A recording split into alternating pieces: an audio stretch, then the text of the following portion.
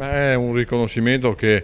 viene da parte della Giunta regionale, del Consiglio regionale su mia iniziativa, per tutte quelle persone che, e sono tante, da associazioni a persone singole, che lavorano da sempre con il volontariato e con la buona volontà, dal basso, umilmente, senza particolari griff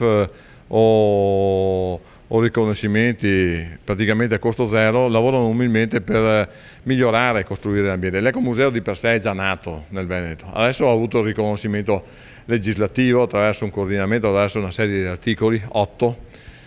attraverso anche una piccola norma finanziaria che mi ha visto poi durante la discussione anche particolarmente critico verso le critiche che arrivavano proprio per questo motivo. Ma al di là di questo guardiamo la giornata in positivo, guardiamo la giornata nel dire promuoviamo questa regione bellissima,